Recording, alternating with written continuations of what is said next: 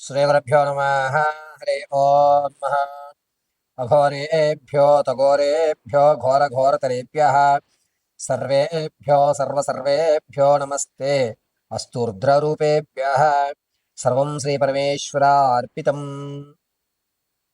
కుంభరాశి వారి ఈ సంవత్సరం అంతా కూడా ఏలినాటి శని ప్రభావం ఉండడం, ప్రమాదాలు ఎక్కువగా గురవ్వడం, ఆర్థికంగా నలిగేటువంటి వ్యవస్థ ఎక్కువగా గోచరిస్తోంది.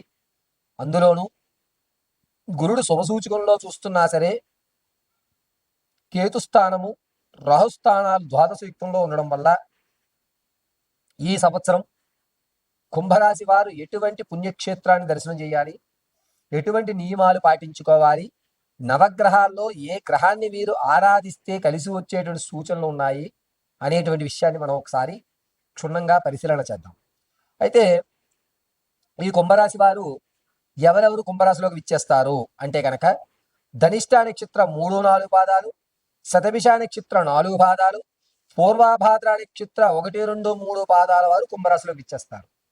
కుంభరాశి వారికి ఏలినాటి శని ప్రభావం అధికంగా ఉండడం వల్ల వీరు అధమపక్షం 5 మాస శివరాత్రులకి రుద్రాభిషేకం చేయించుకోవడం శ్రేయస్కరం.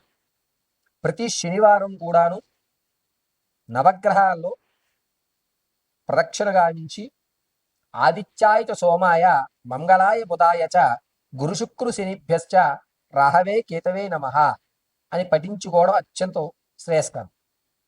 పైగా విశేషంగా శనివారం రోజున నువ్వుల నూనెని ఏదన్నా శివాలయంలో నిత్య దీపారాధనకి ఇవ్వండి. నెలలో ఒక శనివారం రోజు అలా మీరు ఖచ్చితంగా 7 నెలలు 7 లీటర్లు నెలకు 1 లీటరు నువ్వుల నూనె శివాలయంలో దీపార్చన కోసం మీ పేరు మీద ఇవ్వండి.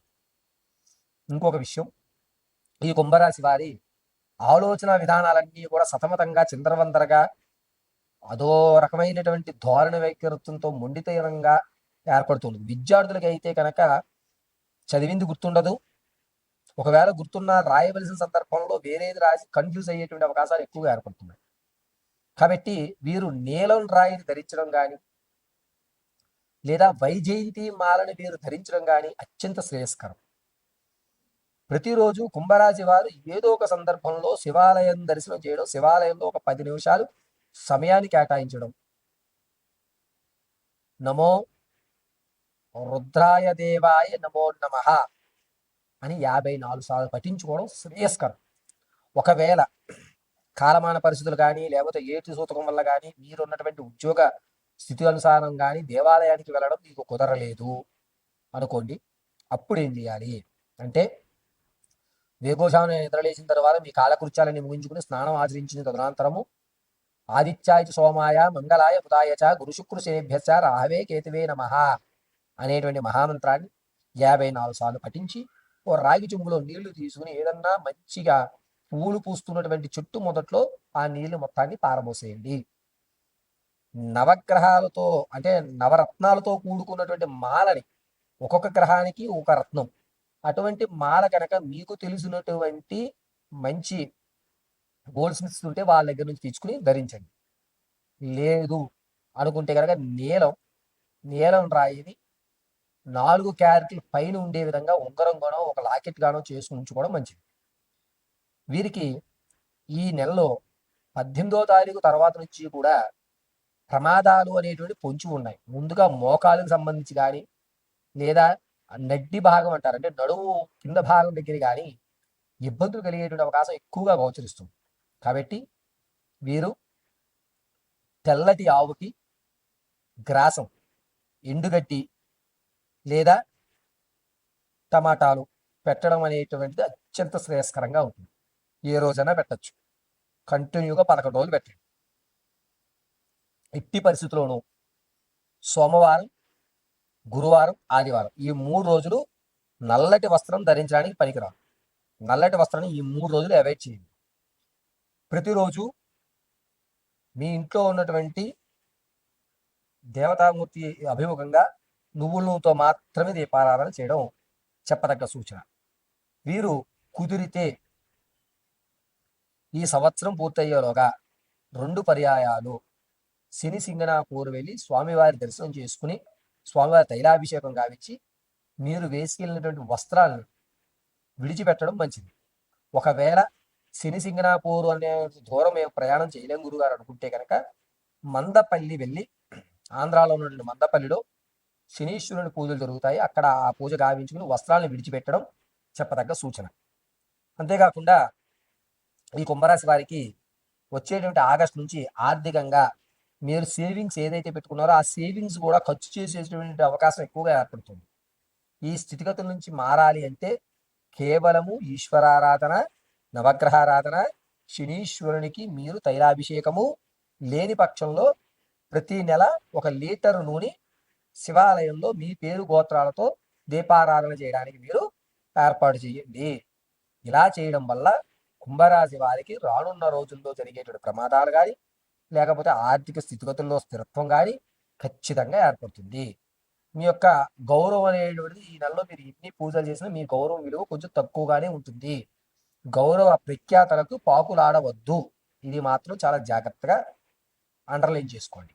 పైగా ఈ కుంభరాశి వారు మీ యొక్క వ్యక్తిగతమైన జాతకాన్ని తెలుసుకోవడానికి కింద స్క్రోల్ నెంబర్ని సంపాదించుకోండి. నేను ఇప్పటి వరకు ఈ కుంభరాశి వారి యొక్క జాతక ఫలితాన్ని అంతటినీ కూడా గోచార రీత్యా మాత్రమే మీకు తెలియజేయడం జరిగింది. అయితే ఈ కుంభరాశి వారు మెల్లో ఎప్పుడూ కూడా నీలంతో ఉన్నటువంటి ఒక రాయిని, స్టోన్స్ ధరించడమే శ్రేయస్కరము. వీరికి ఉద్యోగ ప్రాప్తి అనేటువంటిది, ప్రమోషన్ అనేటువంటిది ఎట్టి పరిస్థితుల్లోనూ నవంబర్ వరకు దరిచేరదు.